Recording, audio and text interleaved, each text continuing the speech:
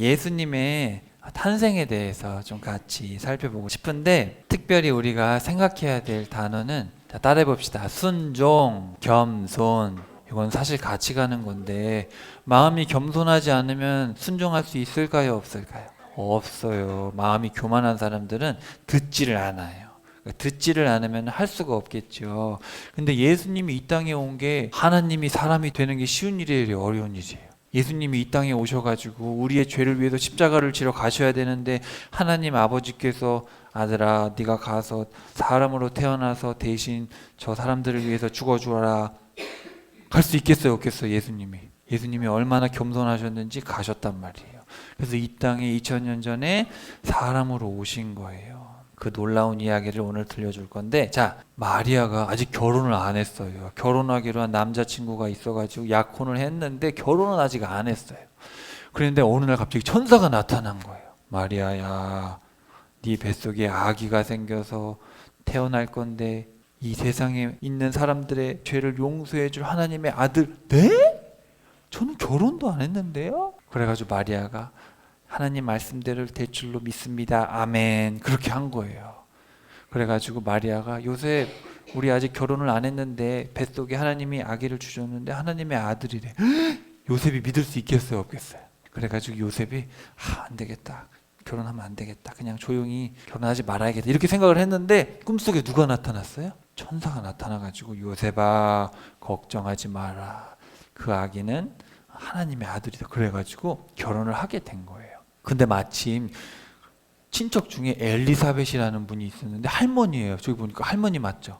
할머니가 아기를 낳을 수가 없는데 6개월 전에 아기를 가지셔가지고 안 거예요. 그래서 마리아 뱃속에 있는 아기가 하나님의 아들이라는 걸 알고 저렇게 축하를 해줬어요. 근데 그때 로마에 옥타비아노스라는 황제가 있었어요. 성경에는 가이사 아구스토라고 그러는데 로마의 첫째 황제인데, 황제가 뭐라 그랬냐면, 자, 우리 세금 걷어야 되니까 다 호적 등록을 하세요. 한 집에 몇 명이 있는지 다 검사하러 가세요. 자기 고향으로 가세요. 그래가지고 요셉의 고향이 어디냐면 베들레헴이에요. 그래서 요셉이 아내가 뱃속에 아기가 있는데 베들레헴으로 간 거예요. 그래서 베들레헴으로 갔는데, 가다가 갑자기 예수님이 나온 건 아니고, 가가지고 자기 친척집에 있다가 예수님이 태어나게 됩니다. 예수님이 태어났는데 그때 천사가 목자한테 간 거예요. 목자한테 가가지고, 그때 목자들이 밖에서 이렇게 양을 돌보고 있었는데 천사가 나타나가지고, 기쁨의 소식이 있다. 저기 가면은 한 아기가 구유에 누워 있을 텐데 그 아기가 바로 너희들을 위한 왕이다. 그거를 너희가 보게 되면 이게 사인인 줄 알아라. 그래서 갔어요. 그래서 목자들이 갔더니 나귀들이나 양이나, 당시에 소랑 말은 키우지 않았어요, 이스라엘은. 그러니까 마구간은 틀린 표현이에요. 마구간은 말을 키우는 데인데 돼지나 말은 걸 안 키웠어요. 소도 안 키웠고, 거기는 나귀나 양을 키우는 구유예요. 구유에 아기가 누워 있는 거예요. 왜냐하면 방에 자리가 없었거든요. 그래서 목자들이 가가지고 저렇게 왕이시여 이렇게 경배를 한 거예요. 그리고 이제 시간이 지나가지고 남자아이들은 40일이 되면은 성전에 가야 돼요. 40일이 되면 예루살렘으로 가가지고 이 아이를 하나님께 바치겠습니다. 그 레위기의 법이 있어요. 그래서 예수님을 데리고 간 거예요. 갔는데 거기에 어떤 할아버지랑 할머니가 있는 거예요. 시므온 할아버지랑 안나 할머니가 있는 거예요. 한나예요, 안나가. 근데 그분들은 알고 있었어요. 하나님이 말씀해 주셨어요. 니네가 메시아를 볼 거다. 그래가지고 예수님을 만나가지고 이 할아버지하고 한 할머니가 내가 드디어 하나님의 아들을 만났군요. 그런 이야기가 나와요. 그렇게 이제 예루살렘에서 예배를 드리고 베들레헴으로 돌아가서 잘 살고 있었어요. 아이가 쑥쑥쑥쑥 자라고 있었어요. 쑥쑥쑥쑥 자라고 있다가 갑자기 동방박사들이 찾아온 거예요. 베들레헴으로. 동방박사들이. 근데 그때는 아기가 좀 컸어요. 단어가 달라요. 갓난아기가 아니에요. 좀 컸어요. 그래서 커서 제 생각에 돌이 좀 지났거나 한 2돌이 안 됐을 수 있어요. 어쨌든 그래서 그렇게 이제 베들레헴에 살고 있었어요. 그러다가 동방박사들이 이제 찾아온 거예요. 별을 보고 찾아온 거예요. 그래서 동방박사들이 헤롯 왕을 만나가지고, 아니 여기 왕이 태어나셨다는데 어디 있습니까? 그래서 베들레헴에 이제 가가지고, 여기 보세요. 아기가 많이 컸죠, 벌써. 많이 컸어요. 아기한테 경배를 드리고 돌아가게 되는데, 천사가 동방박사들한테 나타나서 헤롯한테 가면 안 된다. 헤롯이 아기를 죽이려고 그러니까 너네들은 그냥 니네 나라로 다시 바로 돌아가라. 그래가지고 바로 돌아갔어요. 그랬더니 헤롯 대왕이 아니 이 박사들이 나를 속여? 그러면은 2살 아래로 다 죽여라. 그렇게 된 거예요. 2살 갓난아기가 아니겠죠. 2살 아래로 죽이라고 했으니까 1년이나 한 2년쯤 됐을 것 같아요. 네, 그렇게 해서 천사의 말에 따라서 이집트로 도망을 간 거예요. 그래서 예수님이 이집트로 도망갔다가 헤롯도 죽고 다 죽은 다음에 시간이 지나서 나사렛으로 와가지고 이제 사시게 됩니다. 자, 여기가 어디냐면 따라해보세요. 나사렛. 예수님 아버지 요셉과 마리아가 나사렛에 살고 있는데 로마 황제가 고향으로 돌아가서 등록해라 그래가지고 여기서 쭉쭉쭉쭉쭉쭉 내려서 여기 베들레헴, 여기 예루살렘 밑에 베들레헴 시골까지 간 거예요. 나사렛도 한 300~400명 사는 동네고 베들레헴도 한 300~400명 사는 아주 시골 동네예요. 그래서 그 베들레헴에 갔는데 예수님이 태어났고 며칠 있다가 예루살렘으로 갔어요. 40일 있다가 여기 갔다가 베들레헴에서 살고 있다가 죽이려고 해가지고 이집트로 도망간 거예요. 이집트로 도망갔다가 예수님을 죽이려고 하는 사람이 다 죽었으니까 다시 고향으로 돌아가라 그래가지고 어디로 돌아갔냐면은 쭉쭉쭉쭉쭉쭉 해서 나사렛. 그래서 나사렛에서 예수님이 살게 됐어요. 태어난 곳은 베들레헴, 그리고 사시던 고향은 나사렛. 자, 우리 예수님에 대한 말씀들을 몇 가지 보고 오늘 여러분에게 예수님에 대해서, 태어난 것에 대해서, 또 태어난 과정에 대해서 여러분에게 성경 그대로 좀 소개를 해드리고, 왜냐하면 우리가 좀 잘못 알고 있는 것들이 생각보다 많이 있어요. 자, 12월 25일에 예수님이 태어났을까요? 안 태어났을까요? 예수님이 사실 정확하게 언제 태어났는지는 잘 몰라요. 알 수 없는데 사실은 12월 25일은 태양이 제일 조금 뜨는 날이에요. 그걸 뭐라 그러냐면 동지라고 해요. 그러니까 밤이 제일 길어요. 근데 12월 25일이 지나면 해가 다시 길어지기 시작해요. 그래서 이 날이 사실은 태양신이 태어났다, 이제 그렇게 믿기 시작한 거예요. 태양신. 여러분 혹시 성경에 이스라엘 백성들이 섬기던 신이 누구예요? 남신과 여신이 있는데 바알과 아세라. 그 바알이 누구냐면은 이집트에서는 호루스라 부르고 다 이제 이름이 바뀌는데 사실 그게 어디서 나왔냐면 바벨론에서 나왔어요. 바벨론의 담무스를 이제 이게 전파되면서 바알이라고 부르게 됐고 그게 태양신이에요. 성경에도 나와 있어요. 담무스라고. 이스라엘 백성들이 태양신한테 절했거든요. 그 12월 25일을 기점으로 해가 길어지기 때문에 태양신 탄생일. 그래서 사실은 바알 탄생일이자 담무스 탄신일. 태양신의 탄신일을 기념해서 지키고 있는 거를 교회에서 접목을 해서 믿게 된 거기 때문에 사실은 예수님하고는 상관이 없죠. 근데 우리가 믿게 된 건데 제가 잠깐 간단히 설명을 드릴게요. 자, 여기 봅시다. 자, 예수님에 대한 말씀들이 있어요. 아까 꿈속에 요셉의 꿈속에 천사가 나타났잖아. 그렇죠? 요셉이 이거 결혼 그만해야겠다, 안 되겠다. 어떻게 결혼을 안 했는데 뱃속에 아기가 있지? 그랬어요. 결혼을 해야지 뱃속에 아기가 생기잖아요. 그때 다윗의 자손 요셉아 두려워하지 말고 마리아와 결혼을 해라. 마리아가 가진 아기는 성령님이 뱃속에 아기가 생기게 해주신 거예요. 마리아가 아들을 낳을 것이고 그 아기의 이름을 예수님. 맞아요. 그 예수님의 이름의 뜻은 구원자란 뜻이에요.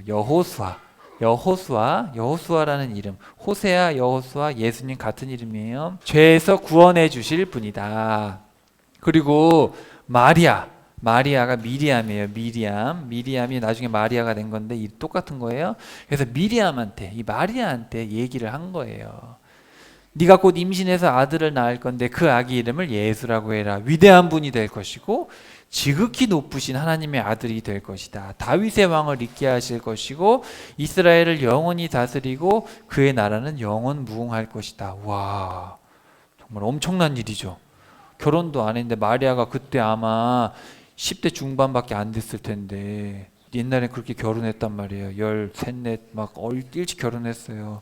그렇게 어린 초등학생일 수도 있어요. 초등학생, 중학생인데 그때 천사를 만난 거예요. 그래가지고 아멘 한 거예요. 하나님 말씀대로 됩니다. 아멘 할 수 있겠어요? 마리아가 그렇게 한 거예요. 그리고 아까 할아버지 나왔죠. 시몬 할아버지가 예수님 40일 때 만났잖아요. 그때 시몬 할아버지가 뭐라 그랬냐면 하나님께서 세상에 보내신 구주를 내가 눈으로 봅니다. 이 모든 나라를 비추는 빛이시고 주의 백성 이스라엘의 영광이십니다. 이스라엘은 영광스럽죠. 자기 나라 백성 중에 이 세상의 구원자가 태어났잖아요. 근데 그걸 몰라봤잖아. 그렇죠? 영광인데 그 사람들은 몰라봤어요. 그리고 시몬이 그 다음에 뭐라 그랬냐면, 자, 이 아기는 수많은 이스라엘 사람들을 일으키기도 하고 넘어지기도 할 거래요. 맞아요. 그리고 많은 사람들을 거스르고 반대하는 대상이 되기도 할 것이에요. 그리고 수많은 사람들의 속마음이 드러나게 될 것이고, 마리아 당신의 마음도 칼로 찔린 듯 아플 거예요. 그렇죠? 마리아가 얼마나 또 힘들었겠어요? 마리아는 사람일 뿐이니까, 그죠? 이렇게 시몬의 입을 통해서 또 말씀을 하시죠. 예수님이 어떤 분인지에 대해서. 그리고 사실은 구약에 너무너무 예수님에 대한 얘기들이 많은데 제가 그걸 여러분과 다 나누고 싶지만 나누면 오늘 밤새야 돼요. 예수님에 대해서 구약에도 태어날 거에 대한 것도 있고 또 예수님의 사역에 대해서 수백 번 이렇게 나와 있습니다. 자, 여러분, 근데 예수님이 언제 태어났는지 아는 사람? 지금부터 몇 년 전일까? 자, 성경에 한번 볼게요. 예수님이 언제 태어났냐면 여기 봐봐요. 헤롯 대왕이 통치했대요. 옛날에 헤롯이라는 나쁜 왕이 살았어요. 예수님을 죽이려고 그랬잖아요. 그랬다가 BC 4년에 헤롯 대왕이 죽었어요. 그럼 예수님은 헤롯 대왕이 죽기 몇 년 전일까요? 한 1, 2년 전에 태어나셨겠죠. 헤롯 대왕이라고 해요. 헤롯이 여러 명이에요. 아들도 헤롯, 아빠도 헤롯. 그래서 헤롯 대왕이라고 해요. 헤롯 대왕. 누가복음에 보니까 초대 황제 아우구스투스의 호적 등록 칙령이 있었다. 그래서 14년마다 등록을 했거든요. 자, 그리고 성경의 2장 2절 누가복음에 보니까 호적 등록은 구레뇨가 시리아 총독으로 있을 때 시행했는데, 자, 6년에 한 번 했대요. 14년 전이면 예수님이 태어난 거는 BC 한 6년 몇 년쯤 되겠다. 그 정도 생각해 볼 수 있겠죠. 근데 우리가 좀 더 역사의 기록을 한번 볼게요. 옛날에 요세푸스라는 사람이 있었어요. 역사를 썼어요. 요세푸스는 헤롯 왕이 죽을 때 무슨 일이 있었냐면은 불임절 금식이고 악티움 회전이 있었고 또 월식이 있었다. 이거 계산해 볼 수가 있어요. 헤롯 왕이 언제 죽었냐면은 BC 4년에 죽었다는 게 역사적으로 확증이 났습니다. 헤롯 왕은 BC 4년에 죽은 게 맞아요. 그러니까 이제 2년을 거슬러 가면 BC 6년쯤일 수 있겠죠. 그리고 교부라는 거는 뭐냐면은 교회 지도자들. 요한이 죽고 나서 한 60년, 70년 됐겠죠. 그때 터툴리안이라는 교부가 예수님은 언제 태어났냐면은 BC 9년에서 6년 사이에 태어나셨다. 이렇게 증언을 했어요. 그리고 이 클레멘트라는 교부가 또 있었어요. 이 사람이 알렉산드리아, 이집트에 있는 알렉산드리아인데 거기에 제일 큰 도서관이 있었는데 거기 도서관에서 자료를 찾아보니까 예수님 생일이 이집트 달력으로 9월 25일, 음력으로 2월 28일, 태양력으로 5월 14일 이런 기록이 있었어요. 자, 근데 여러분 그 세례 요한 알고 있죠? 세례 요한 아빠가 있어요. 사가랴가 스가랴예요. 이 사가랴가 누구냐면 아론의 후손이에요. 근데 제사장들이 일주일씩 봉사를 했어요. 근데 3월 24일에 아버지가 봉사를 하다가 네 아내 엘리사벳이 임신할 거다. 그렇게 얘기를 한 거예요. 그러니까 예수님은 그러면은 6개월째니까 5개월쯤 지났을 때 그러니까 한 8월쯤. 그렇죠? 그러니까 8, 9월에 임신하면 언제 태어나겠어요, 애기가? 그렇죠. 예, 그렇게 계산이 맞아 떨어지는 거예요. 또 한 가지 중요한 게 있는데, 자, 여러분 눈이 올 때 양들이 어디 있을까요? 눈 속에서 막 양들이 막 다닐까요? 못 다닐까요? 못 다녀요. 양들은 봄부터 가을까지. 자, 이스라엘 봄, 여름, 가을, 겨울이 이렇게 있어요. 그렇죠? 우리나라는 3월 달이 봄이죠. 이스라엘 백성들은 음력을 쓰기 때문에 그러니까 한 3월 이때가 이제 6월절이 있겠죠. 그래서 6월절을 기점으로 해서 봄이 되면은 이제 풀어놓는 거예요, 양들을. 그 전에는 비가 와요. 여기는 건기니까 사막이 됐다가 비가 조금씩 오니까 이때부터는 조금씩 풀이 자라긴 해요. 하지만 너무 추우니까 잠깐 먹이고 들어오고 하는데 본격적으로 이때부터. 근데 이때는 광야에서 남아있는 풀들 있잖아요. 풀들을 막 먹이기 시작을 하고 이제 여기부터는 밀을 추수해요. 밀추수. 3월부터 밀을 추수해요. 그러니까 이제 우리나라 말로 하면 5월이죠. 5, 6월부터 밀을 추수하기 시작하는데 밀을 추수하면은 그 밑에 이게 남아 있잖아요.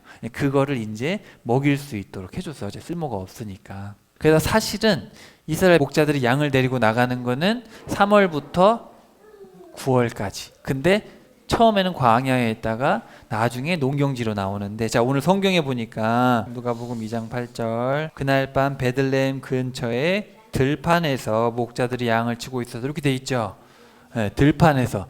여기 들판이란 말이 여기 보면은 아그라 울레오라고 되는데 아그리컬처의 영어에서 나왔죠. 그러니까 농경지예요. 그러니까 농경지에서 양을 돌보고 있었으니까 이건 광야도 아니에요. 그럼 대충 어느 때인지 알겠죠. 그러니까 예수님이 태어난 거는 절대로 겨울도 될 수 없고 초봄도 될 수 없고 추수하는 우리 계절로 하면은 5월 봄, 봄부터 해가지고 이제 가을까지 그 기간입니다.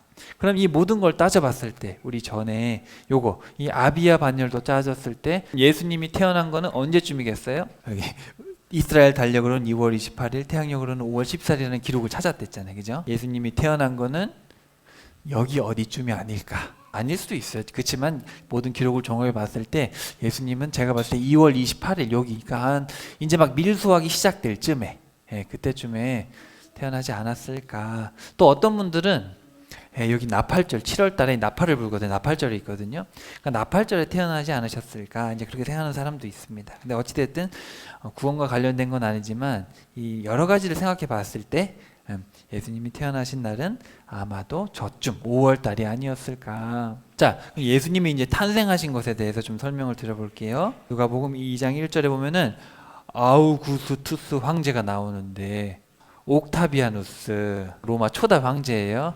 율리우스 시저 아시죠? 시저 카이사르의 양아들이었죠. 그래서 시저가 삼두 정치를 하다가 이제 죽고 또 삼두 정치를 하게 되는데 결국은 옥타비아누스가 승리하게 되는데 옥타비아누스가 칙령을 내리고 그래서 성경에 보면은 베들레헴에 머무르고 있는 동안이에요. 동안에 이제 날이 차서 마침내 아기를 낳았고 아기를 강보에 싸서 구유에 눕혔다. 왜냐하면 성경에 보면 뭐라고 되어 있어요? 여관이 없었다 돼 있죠. 근데 베들레헴엔 여관이 없어요. 왜냐하면 300~400명 사는 시골 동네에 여관이 있을 리가 없죠. 근데 여기 자 이스라엘 집을 보시면 저렇게 돼 있어요. 집이. 자 여기 그림 한번 보세요. 이스라엘 사람들 옛날에 어떻게 살았나? 요렇게 살았어요. 이스라엘 사람들이. 우리랑 좀 다르죠. 여기 보면은 여기는 동물들이 같이 살고 그래서 돈이 좀 많은 사람들은 이렇게 2층으로 졌는데 돈이 없는 사람들은 그냥 자연 동굴 있죠. 동굴을 찾아서 동굴 위에 집을 졌어요. 그렇게. 그래서 여기 동굴이 있고 그 위에 집을 짓고 살았죠. 이렇게. 자 여기가 뭐냐면은 손님방이에요. 손님방. 손님들 가족들이 오거나 하면 여기서 자는 거고 보통 여기서 이렇게 생활을 하고 여기 보면은 여기 밑에 누가 있어요. 이거 낙이나 염소나 양이 있겠죠. 소와 말은 없어요. 그래서 이렇게 바로 옆이에요. 그냥 왔다 갔다 했어요. 근데 여기에다가 뭘 놨겠어요? 그러면은 구유를 놓은 거예요. 구유를 밥통을 저기 놔둔 거예요. 저렇게 여기에 지금 사람들이 또 뭐 호적하러 오고 여러 사람들이 와가지고 근데 임산부가 있는데 아예 자리가 없어 들판에서 나 그럴 사람이 있어요? 없어요? 없죠. 아기가 있으면 다 비켜주겠죠. 아기 낳았는데 다 비켜주겠지. 그러니까 아기를 편안하게 낳고 나서 이제 사람들이 많으니까 아기를 둘 데가 없는 거예요. 그 아기를 여기 잠깐 놨다. 이게 극적인 상황이 아니에요. 되게 아름다운 전형적인 그냥 이스라엘의 문화인데 그래서 이렇게 이제 예수님이 태어났고 예수님이 태어날 때는 그 단어가 자 여기 보시면 구유에 누워있는 아기를 봤다. 아기 이 아기라는 단어가 갓난아기를 뜻하는 단어입니다. 근데 동방박사들의 이야기를 보시면은 여러분 파이디온 들어보셨죠? 파이디온. 파이디온은 나중에 예수님이 40일 됐을 때 파이디온이라 그래요. 40일이 됐을 때 그러니까 갓난아기는 아니고 조금 컸을 때 이제 파이디온이라고 부르니까 사실 이 동방박사가 왔을 때는 40일 후부터 뭐 알 수가 없어요. 알 수가 없지만 헤롯이 1, 2년 얘기를 했기 때문에 그 정도로 보고 있고요. 동방박사들이 아기가 있는 곳에 왔는데 박사들이 집 안으로 들어갔다 이렇게 돼 있죠. 요 집이라는 단어는 일반 집을 얘기하는 거예요. 그러니까 40일 정결례식 끝나고 베들레헴에서 이제 산후조리를 했겠죠.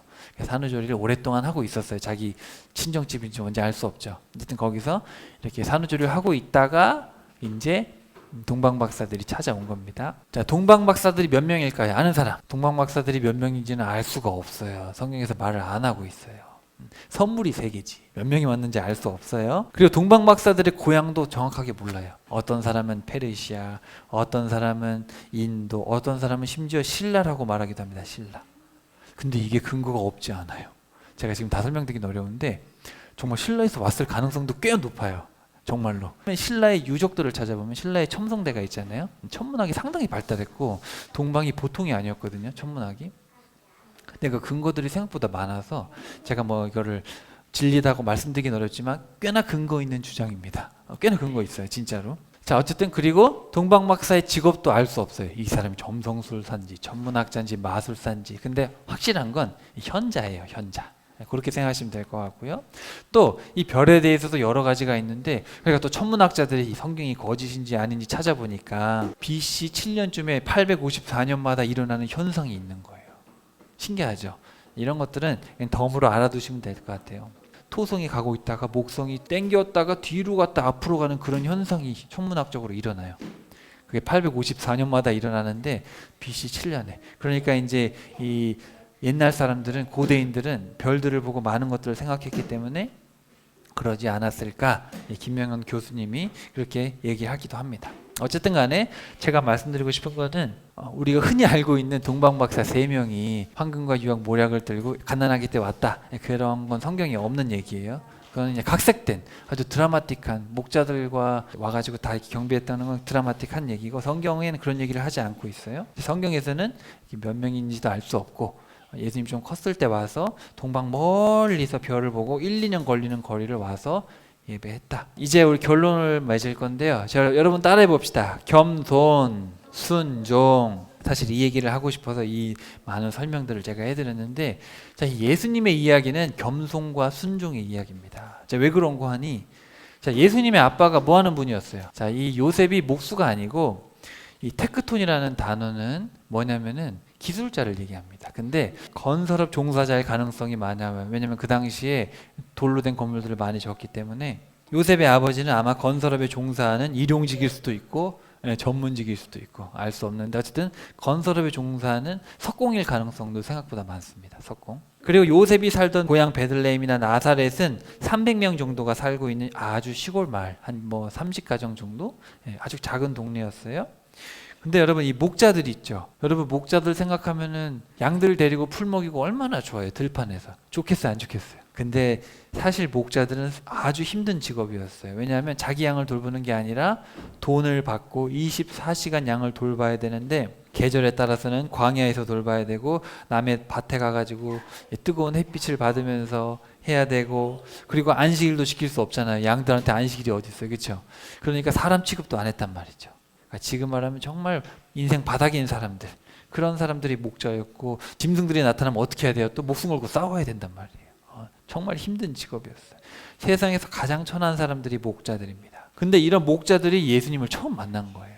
그리고 이 동방박사들도 1년, 2년 소요되는 먼 거리에서 찾아온 이방인들, 아니 그 유대인들이 그렇게 많은데 유대인들은 아니고 이방인들과 목자들이 와가지고 한 거예요. 또 예수님이 태어나니까 세상이 반겼어요, 안 반겼어요? 죽이려고 그랬단 말이죠. 자, 그리고 자, 여러분이 잘 알고 있는 이 구유는 되게 중요한 게 뭐냐면은, 자, 이스라엘 백성이 나귀를 많이 키웠는데 이 나귀는 주인의 구유가 아니면 밥을 먹지 않는 거예요. 자, 여기 보세요. 이사야서에 보면 이런 말이 있어요. 소나 나귀 같은 짐승도 자기 주인을 알아보고 제 주인이 저를 먹여 키우는 구유를 알건만, 이런 말이 있어요. 그러니까 이 나귀도 자기 주인이 주는 구유가 아니면 밥을 안 먹는데, 이게 무슨 뜻이에요? 구유는 순종을 뜻하는 단어입니다. 순종. 이스라엘 백성들이 생각했을 때 구유는 이 동물들의 순종. 그래서 예수님이 구유에 눕히셨다는 건 뭐예요? 순종을 얘기하는 거예요. 순종.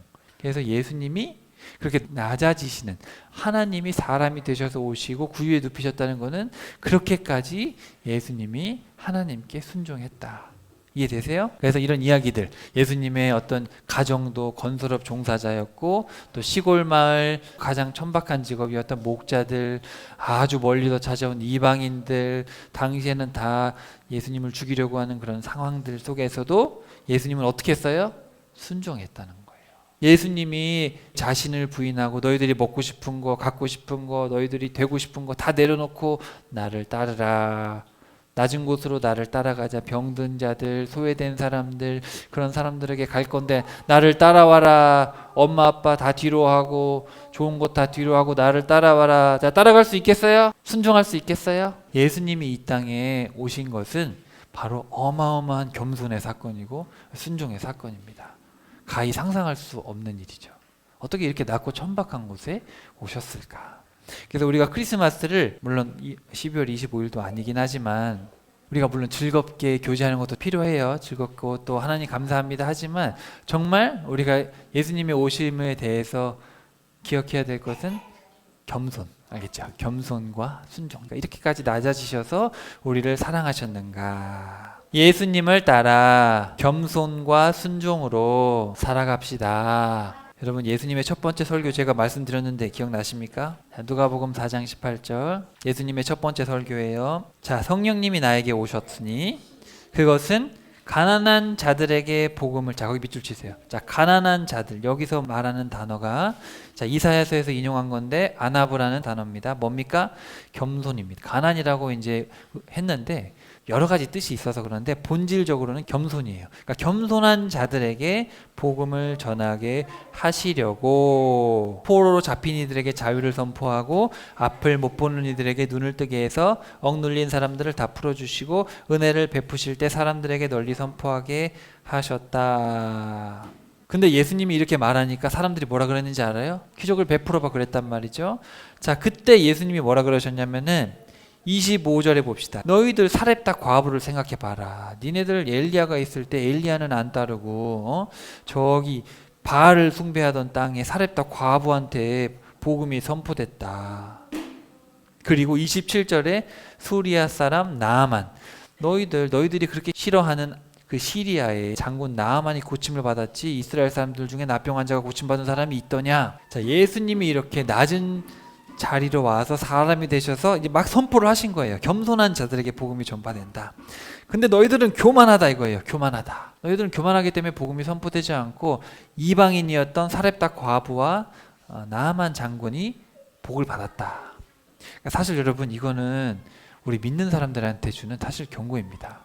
우리 크리스찬들이 정말 겸손해야 돼요. 누구보다 겸손해야 되고 복음의 사람답게 겸손하게 살아서 순종함으로 살아서 많은 사람들에게 빛과 소금의 역할을 감당해야지. 우리가 나는 예수님 믿으니까 나는 됐어, 난 천국 갈 거야 그래가지고 교만해져서 겸손과 순종을 잃어버리면 안 되겠죠.